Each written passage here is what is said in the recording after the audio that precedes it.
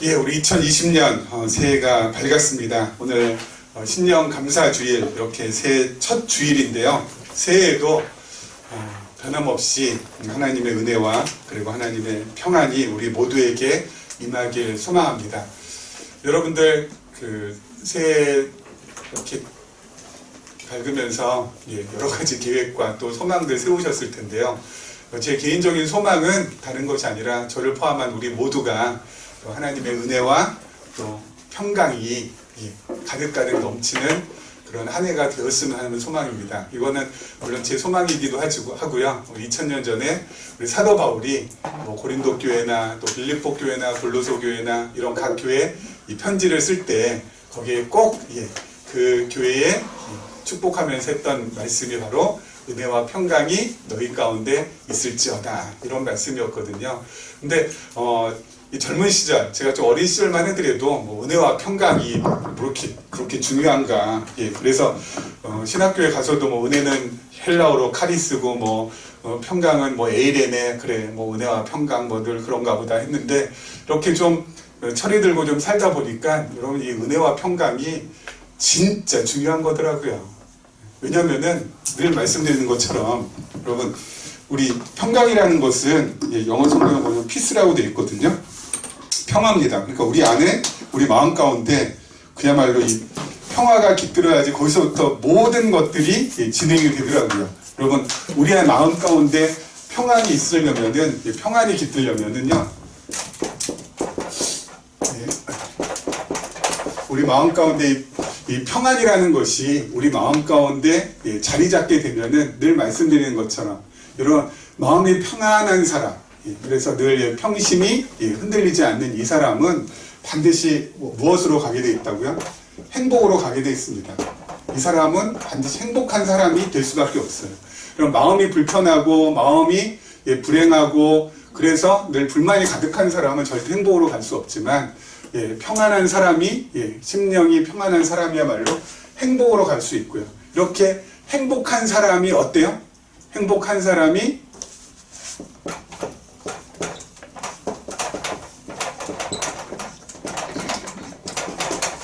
자원하게 돼 있다고요. 스스로 원해서 뭔가 하게 돼 있다고요. 그래서 자원해서 정말 내가 좋아서 스스로 우러나와서 무언가를 하게 돼 있다고. 그 무언가는 주로 선한 행동, 남을 위한 거, 또 공동체를 위한 거, 그리고 자기 자신을 좀 희생하는 거, 자기 자신을 좀 헌신하는 거, 이쪽으로 가게 돼 있다고. 그렇기 때문에 여러분, 이 평안이라는 거, 이 평강이라는 거, 이게 너무너무 우리에게 있어서는 소중하고, 제가 늘 말씀드리는 것처럼 교회를 오래 다닐수록, 그리고 또 신심이 깊어질수록 가장 중요한 것은 바로 뭐냐면은 내 마음에 얼마만큼 평안이 있느냐 없느냐가 상당히 중요하다고 했습니다. 평안이 있는 사람은 신앙생활 정말 잘하고 계시는 분이고, 그렇지 않은 분은 어때요? 신앙생활이 조금 힘들고 어려운 분이라고요. 그래서 내가 진짜 올 한 해 이 평안한 삶을 어떻게 영위할 수 있느냐가 바로 올 한 해의 내 인생의 성패를 좌우한다 해도 과언이 아니라고 저는 생각이 듭니다. 근데 여기서 또 중요한 게 뭐예요? 그러면 어떻게 하면 그러면 이 마음의 평안을 유지하냐? 늘 말씀드리는 것처럼 이 평안이라는 것은 우리 안에, 아까 잠깐 말씀드렸죠, 하나님의 은혜가 깃들어야 되고요. 그렇죠. 하나님의 은혜가 우리 안에 이게 좀 차야 됩니다. 근데 그 하나님의 은혜가 우리 안에 차기 위해서 그 은혜의 통로가 되는 게 바로 뭐예요?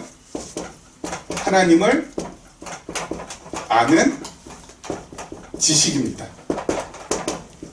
하나님을 아는 지식이 있어야 어때요? 그것이 내 안에서 은혜가 되는 것이고, 그 은혜가 있는 사람이 마음에 평안이 있고, 그 평안이 있어야지 그나마 조금 이렇게 힘들고 어려운 세상 가운데서도 행복을 갖다가 유지할 수 있는 거고, 행복을 가진 사람만이 어때요? 누가 시키거나, 조금 이따 말씀드리겠지만 누가 시키거나 또 누가 이렇게 해라 저렇게 해라 해서 하는 것이 아니라 정말 자기가 원해서 선을 행하고, 그리고 정말 스스로가 정말 기특하다라고 할 정도의 그런 일들을 하게 되는 것이라고 저는 늘 생각하고 있습니다. 그렇다면 우리 하나님을 그럼 아는 지식은 무엇을 통해서 우리가 발견할 수 있어요? 하나님 아는 지식은 성경을 통해서, 우리가 지금 마태복음 지금 1장부터 시작해서 드디어 다음 주 정도 되면 이제 마태복음이 다 끝납니다. 거의 뭐 지금 오늘 보니까 92번째, 3번째 되는 것 같은데요. 이렇게 지금 마태복음을 갖다가 전체를 우리가 봐나가면서 하나님을 더 깊이 알게 되고, 하나님을 깊이 알게 되니까 내 안에 은혜가 넘치게 되고, 그 은혜가 내 마음을 잘 정돈시켜주고 정리시켜주고 평평하게 해주어서 내 마음에 행복을 또 갖다 줘서 이렇게 우리가 정말 기쁨으로 그리고 즐거움으로 자원함으로 어떤 일이든 하게 된다라는 거죠. 저 개인적인 것은요, 우리 마태복음 보면서 제가 하나님을 깊이 많이 알게 돼서 너무너무 참 감사했습니다. 이 마태복음이 크게 네 가지로 네 부분으로 이루어졌고, 그리고 또 크게 네 부분으로 이루어졌고, 그 첫 번째는 구약의 언약대로 오신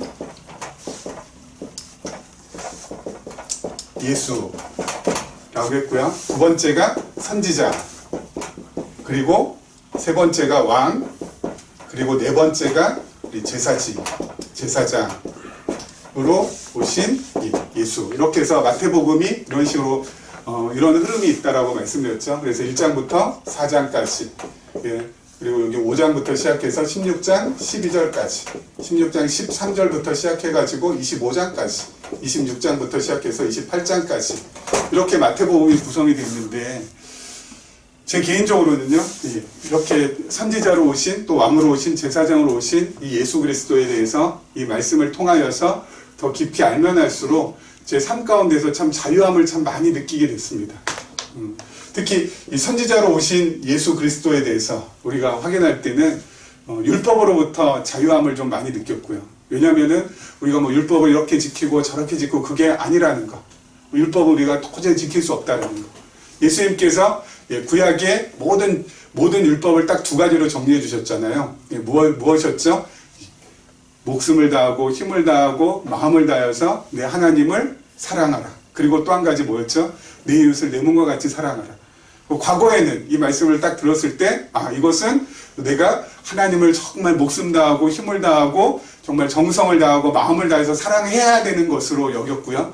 그리고 내 이웃도 어때요? 내 몸같이 그야말로 정말 끔찍이 사랑해야 되는 것으로, 그렇게 과거에는 알아들었잖아요. 그래서 우리가 뭐 경천애인 해서 하나님을 공경하고 또 사람을 사랑하는 것, 그걸 갖다가 우리 삶의 어떤 시조나 또 삶의 규범으로 여기고 그렇게 살기 위해서 애썼는데, 이 선지자로 오신 예수 그리스도에 대해서 마태복음을 갖다가 공부하면 공부할수록 그게 아니었다라는 것을 알았잖아요.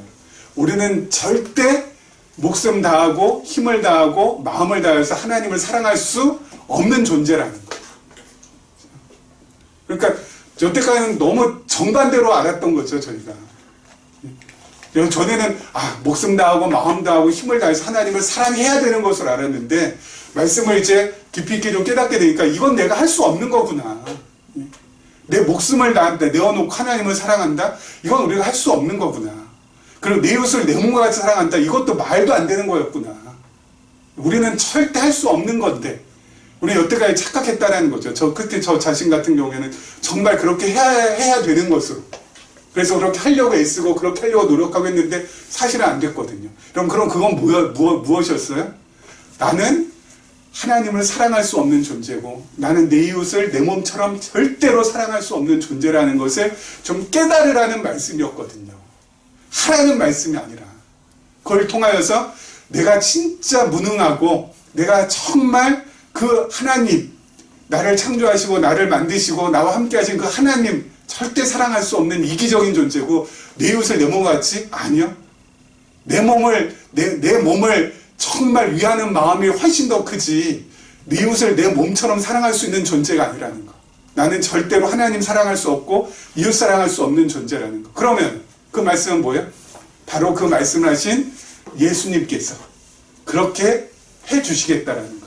예수님께서 목숨을 다하고 힘을 다하고 마음을 다해서 하나님 사랑하실 것이고, 그리고 예수님께서 자신의 육신을 다 찢는 한이 있어도 내 몸같처럼 어때요? 자기 백성들, 이웃을 사랑하실 거라는 거. 그것을 말씀하시는 거고, 그럼 우리는 뭐예요? 그 예수님께서 그렇게 하신 것, 하나님 사랑하시고 이웃을 사랑하신 것에 대한 공로를 힘입어서 십자가 앞으로 갈 수 있는 것이고, 그리고 하나님 앞으로 갈 수 있다라는 거. 그래서 그 말씀을 보면은, 그래, 이건 내가 해야 되는 말씀. 그게 아니라 뭐야? 이건 나는 도저히 할 수 없습니다. 나는 못했지만, 나는 죄인이기 때문에 못했지만, 누구나 하셨다고요? 나를 찾아오시고 나를 구원시켜 주신 예수 그리스도께서 해주셨습니다. 우리는 그 공로를 힘입어서 하나님 앞에 갈 수가 있게 되었습니다. 이렇게 해주신, 이렇게 이루어주신 예수 그리스도 감사합니다. 그러면서 그 말씀 대할 때마다 어떻게 돼요? 나 자신이 점점 더 겸손해지고 점점 어때요? 율법으로부터 자유로워지게 되는 것이죠. 그게 너무너무 저는 참 감사하고 좋았어요. 그리고 왕으로 오신 예수 그리스도, 이거 공부할 때 제가 제일 참 또 자유함을 받은 게 뭐냐면은 이 삶으로부터 자유함을 받았어요. 여태까지는 우리는 대부분 다 그렇잖아요. 저도 그렇고 여러분도 그렇고, 어때요? 내가 잘해야 내 인생 성공할 수 있고, 내가 잘못하면 내 인생 실패한다라는 것으로 그 누구든지 다 여기에 동의 안 할 사람은 없죠. 그래, 네가 잘해야 네가 성공하고, 네가 못하면 너 실패하는 거지. 네가 시험 잘 봐야지 합격하고, 네가 시험 못 보면은 불합격하는 거 당연한 거지. 그러니까 어때? 너는 죽으라고 노력해야지. 대부분 다 이렇게 우리는 어때요? 다 듣고 살아왔는데, 왕으로 오신 예수 그리스도로 요 대목을 공부하니까 그게 아니더라고요. 내 인생이 내 손아귀에 달려있는 것이 아니라 왕이신, 내 인생을 영원전부터 시작해서 이 땅에 태어나게 하시고, 지금까지 살아오게 하시고, 지금 살게 하시고, 앞으로 살아가게 하실, 그래서 나중에 영원한 나라로 이끄실 왕이신 예수님께 내 인생에 달려있다라는 것이죠. 그래서 여러분, 새해를 맞이할 때도 이 말씀을, 우리가 마태복음 말씀을 이제 배웠으니까 마음가짐이 조금 달라지는 거 뭐냐면은, 과거에는 2020년 내가 잘 개척해서 이 미지의 요것을 내가 잘 개척을 해가지고 2020년 어떻게 해서든지 내가 인생에서 낙오자가 안 되고 열심히 최선을 다해서 내가 2020년 멋들어지게 마무리하리라. 그래서 주로 어때요? 내가 개척자로서 내가 이 인생을 내가 어때요? 이 주도적으로 살아가는 사람으로서 그렇게 여기고 시작을 했거든요. 근데 그게 이제 아니더라고요. 내 인생 내가 개척하는 것이 아니라고요. 내 인생은 이미 뭐라고요? 아까 말씀드린 왕이신 우리 주님께서 나의 모든 인생을 어떻게 놓으셨어요? 가는 길, 앞으로 다가오는 모든 사람들, 다가오는 모든 사건들 다 정해 놓으셨다고요. 정해 놓으셨다고요. 그렇기 때문에 지금 어때요? 막 개척자로서 내가 이거 잘하고 저거 잘하고, 그게 아니라 주어진 삶에 대해서 잘 소화하는 것. 이게 이제는 더 중요해진 거죠. 근데 이 주어진 삶이라는 것은 왕이신 그리스도께서 창세전에 나에게 주어지신 거기 때문에 절대 변할 수 없는 것이고, 그렇기 때문에 그것을 내가 어떻게 감당하느냐가 더 중요하다. 그래서 우리 송구영신 예배 때 말씀드린 것처럼 어때요? 형통한 일도 나에게는 분명히 있을 것이고, 또 공고한 일도 2020년 나에게 있을 터인데, 이것을 내가 어떻게 잘 받아들여서 소화나느냐가 중요한 것이지, 형통한 일을 위해서 내가 애쓰고, 그리고 공고한 일은 내가 어떻게 해서든지 피해보고 어떻게 해서든지 그것이 생기지 않도록 만드는 것이 중요하지 않다. 이미 형통한 거 50%, 공고한 거 50% 하나님께서 2020년 김광선 목사에게 딱 정해줬으면은, 여러분 그 50%가 바뀌지가 않는다니까요. 내가 아무리 애써봤자 형통한 일을 50%에서 51%로 1%만 내가 더 한번 늘려버리려 아무리 애써봤자 그게 늘려지지 않는다니까요. 왜요? 이미 영원 전에 하나님께서 내 인생을 향하여서 계획하신 것이기 때문에, 왕이신 주님께서 내 인생을 그렇게 정하시고 끌고 가시는 거기 때문에 50% 공고한 거, 형통한 거 50대 50에서 49대 51로 바뀌던가 또는 48대 52로 바뀌던가 그런 일이 없다니까요. 나에게 주어진 것을 내가 어떻게 잘 감당하고 소화해내느냐. 하나님, 공고한 날 왔을 때는 이 공고함을 통하여서 하나님께 더 가까이 나가기를 원합니다. 형통한 일 왔을 때는 교만하지 않고 오히려 더 겸손하게 엎드려서 이 형통함을 누리게 하시는 하나님께 감사하기를 원합니다. 그러면서 가는 거거든요. 그래야 우리 나의 삶이 어때요? 자유함이 와요. 그렇지 않고 여러분 내가 어떻게 해서든 형통하고 내가 어떻게 해서든 성공하고 내가 어떻게 해서든지 그러면은 자유함이 없어요. 스스로한테 스트레스를 엄청나게 주는 일이에요. 그렇게 세상에 있는 대부분의 사람들이 많이 살아가잖아요.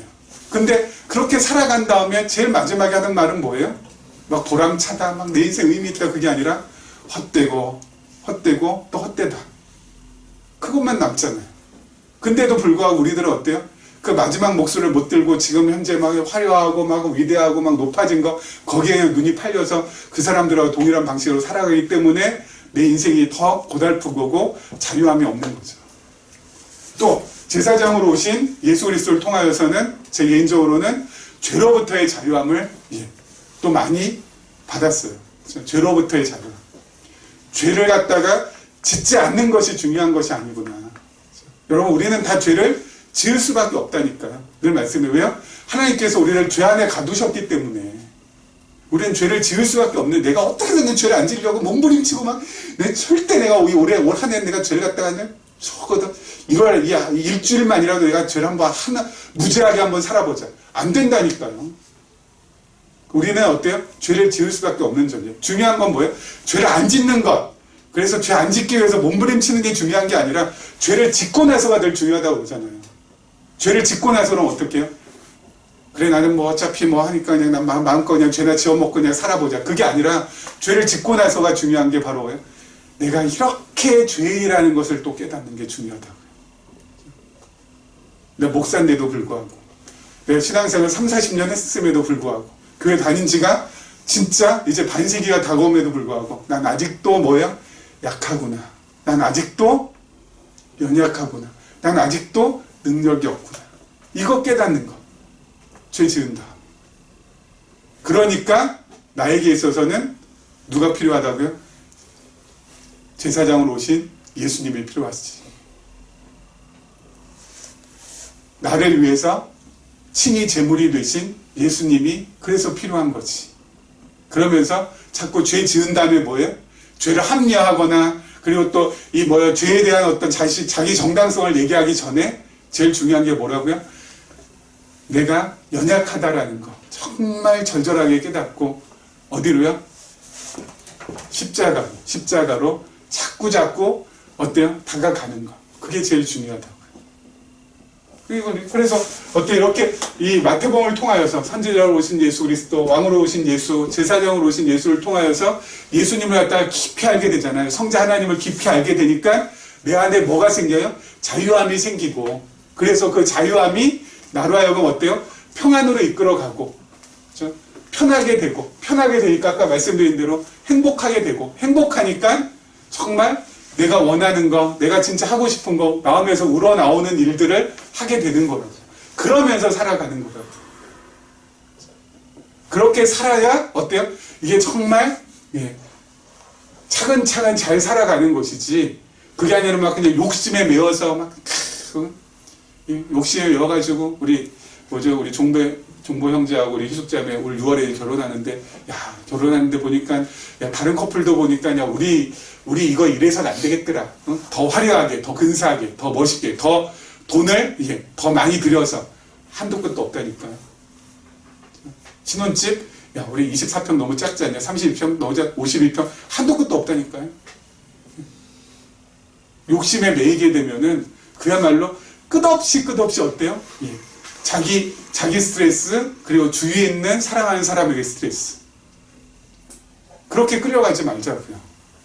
거기서부터 벗어나는 것은 말씀을 통하여서 하나님을 더 깊이 깨우치고 하나님을 더 깊이 알아가고, 그래서 내 마음 가운데 어때요? 욕심에 흔들리지 않도록 늘 무엇이요? 하나님의 말씀이 나의 마음을 주관해서 평안을 마음 가운데 자리 잡게 하는 것.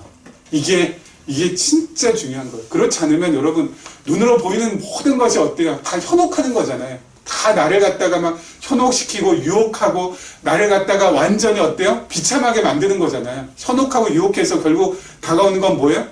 그냥 나 스스로 참 비참하다. 저 사람은 저렇게 됐는데 나는 뭔가. 이번 주에 어떤 토론 프로그램 보니까 어떤 사람은 나이가 과거에 겨우 막 35, 36밖에 안 되는 막 국회의원 되고, 그렇죠? 막 40대 막 그냥 초반에 장관 되고 막 그렇게 했다고 막 하더라고요. 야, 그러면 나는 도대체 뭐냐? 쉬운이 넘어가는데 이건 도대체 뭐냐? 20대 후반에 뭐죠, 이렇게 막 사급 공무원 했다고 하고, 막 이러니까, 그럼 나는 뭐냐? 여러분, 현혹하는 것에 걸리지 말자니까요. 그 사람은 또 그렇게 살아가는 거고, 또 나는 하나님께서, 어때요? 정해놓은 하나님의 계획에 따라 또 살아가게 하시는 거니까, 나는 그렇게 살아가면 된다. 그렇죠? 하나님의 계획에 의해서 살아가는 게 어때요? 가장 좋은 거잖아요.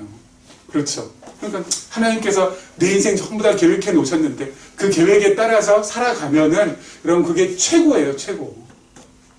남들보다 나는 뭐 더 높이 못 됐네, 남들보다 더 뭐 탁월하지 못했네, 남들보다 엄청나게 지금 뭘 이렇게 이뤄내지 못했네, 이런 것으로 인하여서 스스로 스트레스 주지 말자니까요.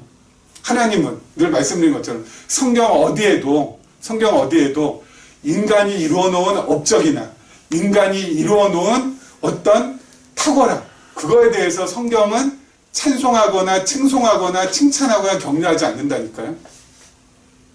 인간이 이루어놓은 업적 이런 거에 대해서 엄청나고 대단하고 이런 거 없어요.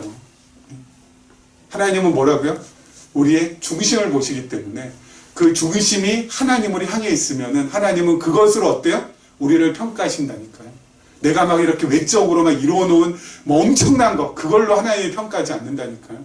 세상은 그걸로 평가하니까 거기에 다 매몰돼서 지금 정신없이 지금 저 모양으로 지금 가고 있지만. 자, 오늘 말씀 한번 보죠. 1절부터 6절 말씀까지. 우리 28장입니다. 안식일이 다 지나고 안식 후 첫날이 되려는 새벽에 막달라 마리아와 다른 마리아가 무덤을 보러 갔더니 큰 지진이 나며 주의 천사가 하늘로부터 내려와 돌을 굴려내고 그 위에 앉았는데 그 형상이 번개 같고 그 옷은 눈같이 익거늘 지키던 자들이 그를 무서워하여 떨며 죽은 사람과 같이 되었더라. 천사가 여자들에게 말하여 이르되 너희는 무서워하지 말라. 십자가에 못 박히신 예수를 너희가 찾는 줄을 내가 아노라. 그가 여기 계시지 않고 그가 말씀하시던 대로 살아나셨느니라. 와서 그가 누우셨던 곳을 보라. 아멘. 자, 여러분, 오늘 말씀은 예수님께서 지금 부활하신 그 말씀을 지금 하는 거죠. 예수님께서 드디어 이제 십자가에 달려 돌아가시고 또 4일 동안 무덤에 계시다가 이제 부활하신 내용인데, 여러분, 사람이 죽었다가 다시 살아난다라는 것이 이건 있을 수 없는 일이잖아요. 그렇죠. 여러분, 사람이 죽었으면 그냥 죽은 것으로 끝나는 것이지 어떻게 죽었다가 다시 살아날 수 있어요? 만약에 죽었다가 살아나는 것은 그 사람이 죽은 것은 완전히 죽지 않았기 때문에 다시 살아나는 일도 우리가 해외 토픽이나 이런 데 보면 좀 종종 있지만 그 사람 완전히 죽은 것이 아니었기 때문에 죽은 줄 착각하고 장사 지내다가 사람이 이렇게 벌떡벌떡 일어나서 놀래 자빠지고 이런 해외 토픽들은 그 간간이 좀 나옵니다만은 완전히, 그렇죠, 의학적으로 생물학적으로 죽었다, 그렇죠? 심장 멈추고 뇌 멈췄다. 그러면 죽은 거지. 그 죽은 사람 어떻게 다시 일어날 수 있겠어요? 다시 살아날 수 있겠어요? 그렇지 않습니까? 그런데 성경에 보면은 예수님께서 다시 살아나셨다라고 하거든요. 그래서 과거 중세시대 때는, 중세교회 시대 때는 교회의 권위가 워낙 크니까, 교회 권위가 워낙 크니까 어때요? 그 교회 권위로 이걸 갖다 이제 다 눌러버린 거죠. 사람들을, 평신도들을 다 눌러버린 거예요. 그래서 예수님께서 다시 살아나셨다라는 것을 어떻게 하라고요? 그냥 믿어. 무조건 믿어. 덮어놓고 믿어. 몰라도 믿어. 그럼 사람들 어때요? 교회에서 교회의 권위로 누르니까 그 중세시대 때는 다 그냥 어때요? 다 그냥 믿는 거예요. 이게 진짜인지 의심할 것도 전혀 없이 그냥 믿는 거야, 그냥. 죽었다가 살아났다니까 그냥 믿자. 교회 권위로 그냥 사람들을 확 짓눌러 버리니까 다 그냥 믿는 거예요. 그러다가 1517년 종교개혁 때, 이제 개신교가 드디어 태동이 됐잖아요. 근데 이 천지교회, 그 과거 중세교회에서 했던 방식 그대로 거기에서 벗어나질 못했어요. 그래서 개신교에서도 어떻게 해요? 그냥 믿고, 무조건 믿고, 모르고 믿고, 덮어놓고 믿고. 똑같아요. 지금 천주교에서 하는 방식이나 개신교에서 하는 방식이나 똑같아요. 무조건 믿는 거, 덮어놓고 믿는 거. 따지지 않고 묻지 않고 그냥 믿는 거. 그거 똑같다고요. 근데 제가 젊은 시절에 가장 힘들었던 게 바로 그거였어요. 뭐냐면은 그냥 믿으라는 거. 무조건 믿으라는 거. 덮어놓고 믿으라는 거. 몰라도 믿으라는 거. 그러니까 그게 저에게 있어서는 제일 힘들었던 부분이에요. 그러면서 그런 생각도 했거든요. 아니 그러려면 하나님께서 왜 우리한테 지성이라는 걸 주셨을까? 그냥 믿고 무조건 믿고 덮어놓고 몰라도 믿으면은 굳이 지성 필요 없잖아요. 그렇죠. 지성을 그냥 빼가든지 그냥 뇌를 갖다 빼가든지 그렇게 그냥 믿으시면 믿게 했으면 되는데 왜 지성이라는 줬을까? 그런 의문. 교회도 정말 예수님께서 정말 다시 살아난 것을 정말 뭔가 이렇게 좀 근거가 좀 있으면 좋겠다라고 하면은 근거는 무슨 그냥 믿으면 되는 거지. 광석 형제 믿음이 여려서 큰일이야. 뭐 이런 걱정이나 끼치고 제가 그러면서 젊은 시절에 교회를 다녔거든요. 여러분 아니에요. 여러분 하나님께서 우리에게 성경을 주신 것은 그냥 무조건 그냥 되는 대로 믿으라고 성경을 주신 것이 아니거든요. 그러면 성경을 하나님께서 우리에게 주신 것은 성경을 어떻게 하라고요?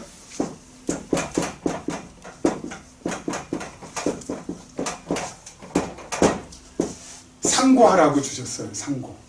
이 상자는 자세히 상자고요. 그리고 고자는 살필 고자예요. 자세히 살피라고. 그래서 성경을 상고한다라고 하잖아요. 그래서 성경을 상고하라고 하나님께서 주셨다고요. 자세하게 좀 살펴보라고. 그러니까 하나님께서 이게 거듭나게 하셔서 거듭난 지성을 주신 것은 거듭난 지성을 통하여서 성경을 어때요? 꼼꼼하게 세밀하게 잘 살펴서 좀 알고 그 다음에 뭐라고요? 믿으라고. 좀 알고 믿으라고. 제가 늘 말씀드리지만은 여러분 이 맹신이라는 것은 눈멀 맹자 쓴다고 했잖아요. 눈 벌어서 믿게 하는 거. 그래서 이 맹신이라는 게 이게 진짜 무서운 게 뭐냐면은 맹신에 의해서 믿음을 가진 사람들은 맹신을 하게끔 만든 사람에 의해서 조종당해요. 그래서 중세교회는 사제들에 의해서 평신도들이 조종당했고요. 그리고 종교개혁 시대 이후 지금 현대교회는 어때요? 개신교는 목회자들에 의해서 성도들이 조종당한다고요. 맹신이라는 게 이렇게 무서워요. 맹신이라는 것은 맹신을 강요당해서 맹신을 하게 된 사람은 반드시 이렇게 강요하게끔 만든 그 자에게 반드시 조종당해요. 그래서 이렇게 하라고 목회자가 하면 이렇게 가고 저렇게 하라면 저렇게 가잖아요. 천주교도 마찬가지잖아요. 교황이 이렇게 하라고 그러면 이쪽으로 왼쪽으로 가라고 왼쪽으로 다 가고 오른쪽으로 가라면 오른쪽으로 다 가잖아요. 그렇죠? 그거 아니라는 거죠. 맹신은 여러분 진실된 믿음이 아니에요. 그래서 눈 뜨고 믿어야 된다. 그래서 눈뜰 곡자제가 쓴다고 했잖아요. 그래서 우리는 곡신해야 된다고. 이 눈뜰 곡자거든요. 눈멀 맹자고. 그리고 우리 곡신해야 된다고. 정말 알고 믿어야 된다고요. 그러면은 이 부활에 대해서 그럼 어떻게 성경을 통하여서 우리가 알고 믿을 수 있을까요? 가장 중요한 단서 한 가지는 바로 뭐냐면은 고린도전 15장에 보면은 바울 사도가 예수님께서 성경대로 죽으시고 성경대로 사흘 만에 다시 사셨다고 돼 있어요. 여러분 고린도전서에서 말하는 성경은 아직 신약 성경이 완성되기 전이니까 어떤 성경이겠어요? 구약 성경. 그러니까 예수님께서 다시 살아나신 것은 구약 성경에 이미 예언되어 있다는 거죠. 무엇이요? 다시 살아날 것이. 예수님 오시기 전 BC 1000년에 다윗을 통하여서 예수님께 다윗의 시편을 통하여서 다윗이 그리스도가 주가 다시 살아날 것을 예언을 해놨어요. 1000년 전에. 그리고 800년 전에 BC 800년에 이것은 말로 그래서 다윗을 통해서 예언을 했고요. 또 예표를 한 것도 있어요. 미리 표를 해둔 거. 예수님께서도 예수님께서도 제자들한테 가르칠 때 그런 말씀하시죠. BC 예수님 오시기 전에 800년 전에 요나 선지자가 큰 물고기 뱃속에 들어갔다가 어때요? 사흘 만에 다시 꺼냄을 받잖아요. 그것이 바로 뭐라고요? 예수 그리스도 앞으로 올 장차올 메시아가 그리스도가 어때요? 죽음에서 다시 살아날 것, 죽음에서 다시 사흘 만에 부활할 것을 예표하는 거라고. 그렇기 때문에 부활 사건은, 여러분, 죽은 자가 다시 살아났다라는 것은 우리 인간의 이성이나 또 우리 인간의 어떤 과학적인 어떤 그런 모든 과정을 통해서는 도저히 알 수가 없는, 이건 있을 수 없는 거지만 이미 어때요? 부활에 대한 예언과 예표, 이것이 구약 성경 전체 속에 다 담겨져 있기 때문에, 그래서 이 말씀대로 어때요? 다시 살아났다라고 우리가 확인받을 수 있는 거라고요. 부활에 대한 근거는 구약이에요, 구약. 이것뿐만 아니라 또 예표로 뭐도 있어요? 예수님께서 친히 성전이시라고 했잖아요. 그럼 구약에 보면은 솔로몬 성전이 바벨론에 의해서 다 회파가 되죠. 무너지고 나서. 그 다음에 에스라 시대 때 와가지고 다시 성전이 재건축되잖아요. 성전이 다시 무너졌다가 다시 재건되는 이 과정을 통하여서도 무엇을 우리가 확인받을 수 있어요? 성전 되신 예수께서, 성전 되신 그리스도께서 허물어졌다가 다시 살아날 것을 확인받을 수가 있는 거죠. 그렇기 때문에 구약을 통하여서 어때요? 예수 그리스도의 부활을 우리가 확인받을 수 있는 거예요. 구약에 정말 부활한다고 하셨는데 진짜 부활하셨구나. 그것을 확인받을 수 있고요. 그래서 첫째는 저는 부활의 근거를 구약 성경을 통하여서, 그리고 또 한 가지 근거는 신약 성경이에요. 신약 성경이 제자들 통하여서. 그럼 예수님 제자들 어떤 사람들이에요? 예수님 제자들 순 이기적이고, 그렇죠?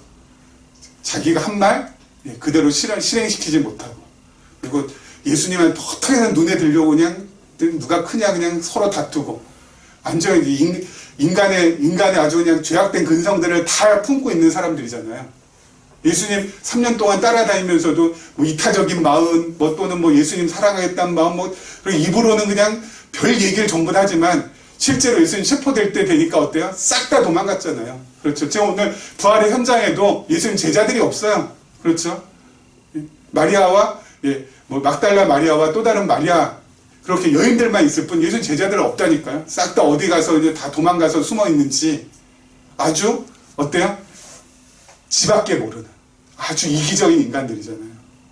근데 이 사람들이 사도행전에 보니까 예수님이 다시 살아났다라는 것을 증거하고 다녀요. 여러분, 자기한테 불리한 것을 증언하는 것, 자기한테 이렇게 손해볼 것을 증언하는 것은 뭔가 내가 이것을 했을 때 뭐야? 반대급부로 내가 지금 당장 손해보지만은 반대급부로 뭔가 더 큰 유익이 있을 때 거짓 증거를 하게 돼 있죠.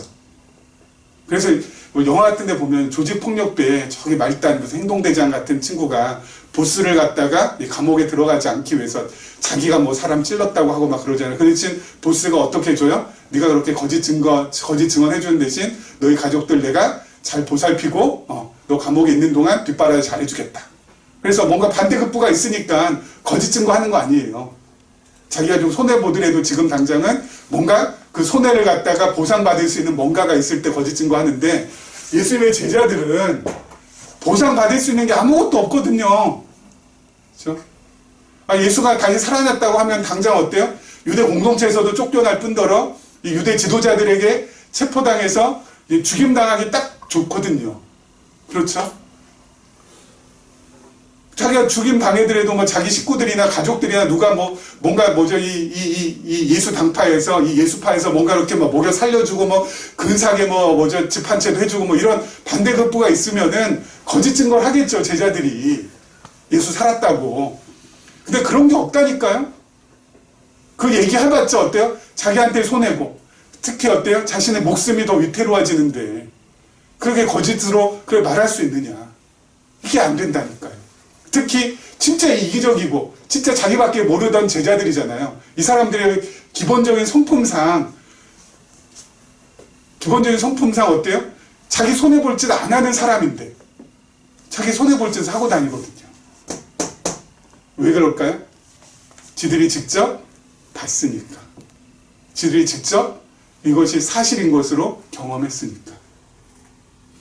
그래서 저는 이 두 가지, 구약과 제자들의 변화된 모습, 이것을 통하여서 어때요? 예수님께서 다시 살아나셨다라는 것을 과학적으로는 도저히 입증이 안 돼도, 그렇죠? 이 두 가지를 통하여서 과학적으로는 입증이 안 되어도 성경으로 어떻게 해서든지 근거를 만들어서 저는 예수 그리스도의 부활을 갖다가 믿게 됐다라는 거죠. 역사적 사실로. 이게 필요해요, 이게. 그래서 이렇게 역사적인 사실로 예수 그리스도에 대한 부활을 갖다가 믿게 되니까 그 다음에는 가장 그렇게 믿게 되면서 또 한 가지 주어진 가장 큰 유익, 혜택이 바로 뭐냐면은 이제 더 이상 뭐요? 오늘 말씀드린 것처럼 이 죽음이라는 것이 이제 무섭지가 않아요. 왜요? 예수님께서 다시 죽으셨다가 다시 살아나신 것처럼 예수 그리스도를 믿는 당신의 제자들, 당신의 사람들도 어떻게 돼요? 죽었다가 다시 살아난다라고 말씀하셨거든요. 그렇기 때문에 여러분 죽는 것이 그렇게 무섭지가 않아요. 왜요? 송구 영신예배 때 말씀드린 것처럼 잠깐 잠들었다가 깨면은 되는 거니까. 여러분 잠자는 거 무서운 사람 있어요? 오늘 저녁에 자야 되는데 무서워. 눈 감고 이렇게 막 그냥 잠청하는 거 진짜 무서워 죽겠어. 이런 사람 있어요? 막 잠자기 전에 막 그냥 두려워서 막 잠자리 들어간 사람은 세상 어디 있어요? 그렇죠? 그냥 편안하게 어때요? 그냥 눈 감고 있으면 되잖아요. 똑같아요. 죽음이라는 거. 잠깐 눈 감고 눈 뜨면은 영원한 하나님 나라니까. 여러분 죽음이 무섭지 않으면은요.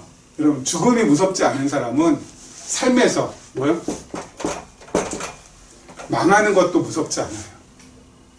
여러분 죽는 건 무섭지 않은 사람이 내가 살다가 망하는 거 막 무섭고 두려워서 막 그냥 버들버들 떠는 그런 사람이 세상에 어디 있어요? 죽음이 안 무서우니까 삶 가운데서 어때요? 망하는 거, 그래서 잘 안 되는 거, 그래서 내가 손해보는 거, 이것에 대해서도 어때요? 담대해질 수 있다고요. 그래서 살아가는 거예요. 여러분 예수 그리스도의 부활을 갖다가 말씀을 근거로 해서 믿게 되면은 죽음이 무섭지가 않고, 죽음이 무섭지 않으니까 삶이 무섭지가 않는 거예요.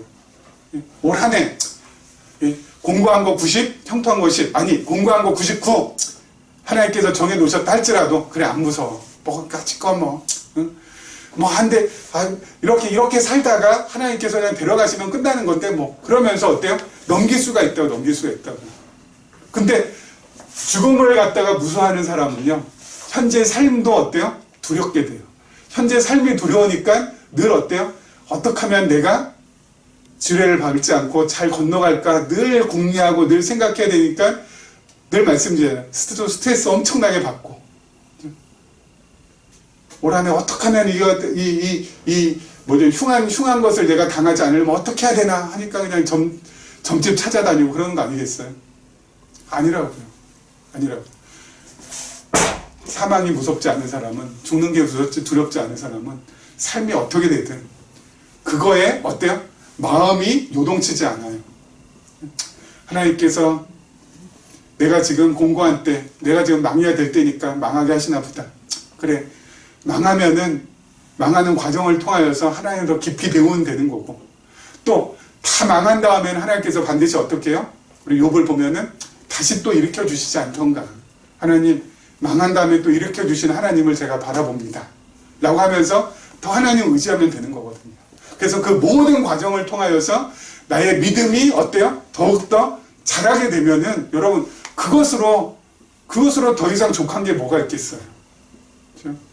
아무리 재산이 많아지고 내가 건강하고 막 내가 하는 일 잘 되고 이런 건 중요한 게 아니라, 아까 말씀드린 하나님께서 우리를 평가할 땐 그거 평가하는 게 아니라 우리 중심 보신다고. 내 마음의 중심에 믿음이 더 어때요? 견고해지고 단단해지고 흔들리지 않게 되고, 그래서 오직 하나님만 바라보게 되는, 여호와만 바라보게 되는 그 믿음의 중심을 하나님께서 딱 보시고 그걸로 나를 평가하신다니까요. 너 진짜 올 한 해 잘 살았어. 외적인 환경은 너무너무 고달팠지만 그런데도 불구하고 그 믿음 잘 지켜가면서 나를 바라보면서 산 너 내가 칭찬해. 하나님께서 그걸 평가하신다니까요. 거기에 맞춰서 살아가면 된다고요. 여러분 부활의 근거 성경을 통하여서 확인받으면은 나도 다시 예수님처럼 어때요? 다시 죽음으로부터 해방받을 거라는 거 확신하게 되고, 그리고 어때요? 그 확신이 나의 삶을 보다 더 담대하게 나아갈 수 있도록 만들어주기 때문에 우리가 2020년 힘차게 멋있게 그리고 가뿐하게 살아갈 수가 있게 되는 것입니다.